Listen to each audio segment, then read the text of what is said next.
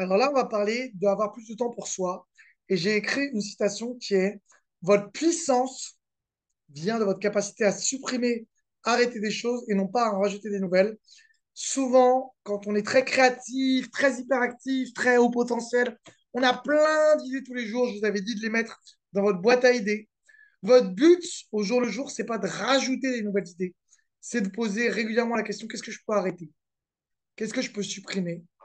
Qu'est-ce que je peux déléguer? Et pour moi, la puissance de quelqu'un qui sait gérer son temps, c'est pas de rajouter des nouvelles choses, c'est de supprimer, arrêter ou déléguer des choses qu'il fait déjà. C'est vraiment là où c'est important. Là, en ce moment, je suis en train d'arrêter des collaborations avec des gens que j'ai recrutés qui, au final, me font perdre plus de temps qu'ils m'en font gagner. C'est dur parce que relationnellement, je me suis habitué à eux. Ils n'ont rien fait contre moi spécialement. Mais en fait, ils me font perdre plus de temps qu'ils m'en font gagner. Il faut que j'arrête de travailler avec eux. On ne gère pas une entreprise avec de l'émotionnel. On gère une entreprise en réfléchissant à qu'est-ce qui peut nous rapporter de l'argent. Et en fait, vous pouvez toujours être ami avec les gens et arrêter de travailler avec eux. Mais c'est important de vraiment pas mettre trop d'émotionnel dans votre entreprise. Votre but, c'est de réfléchir régulièrement à non pas rajouter des choses, mais en supprimer ou en arrêter. C'est d'aller à l'essentiel. Pour moi, il faut aller sur ce qu'on appelle l'essentialisme. C'est qu'est-ce qui est le plus important et comment je peux arrêter des choses. Donc, faites une liste de tout ce que vous faites, ce que vous devez arrêter de faire.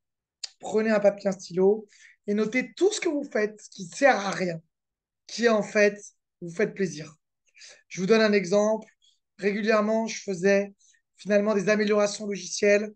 J'ai pris un informaticien, j'ai délégué ça, 100 euros par mois. Il reprend tous mes trucs pour les améliorer ou pour mettre à jour les logiciels, mettre à jour l'informatique, vérifier que mon site internet fonctionne.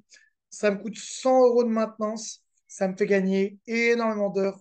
Moi, je passais 10 heures là où lui en passe 5. Enfin, même pas 5, 1 heure ou une demi-heure. Et ça me fait gagner un temps fou. Qu'est-ce que vous devez arrêter? Pas quelles sont vos nouvelles idées. Qu'est-ce que vous devez arrêter de faire? Qu'est-ce que vous devez automatiser ou déléguer? Voir la vidéo d'avant que je vous avais montré sur l'automatisation ou la délégation. Qu'est-ce que vous devez déléguer, automatiser qui vous prend trop de temps alors que ce n'est pas votre centre d'intérêt numéro un, ni votre cœur de métier? Et comment vous pouvez le rendre plus simple et plus facile? Posez-vous régulièrement cette question.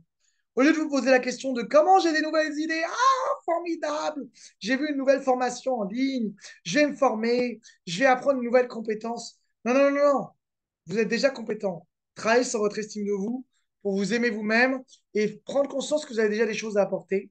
Et la question, ce n'est pas comment je peux faire plus, c'est comment je peux faire moins. Donc, qu'est-ce que vous devez arrêter et déléguer? Comment vous pouvez faire moins pour avoir plus vite le résultat? Pas comment vous pouvez faire plus ou rajouter un truc en plus. Voilà, ça c'est une question 80-20 Pareto, loi de Pareto. Quels sont les 20% d'actions qui vous apportent 80% des résultats et comment arrêter les actions qui ne servent à rien?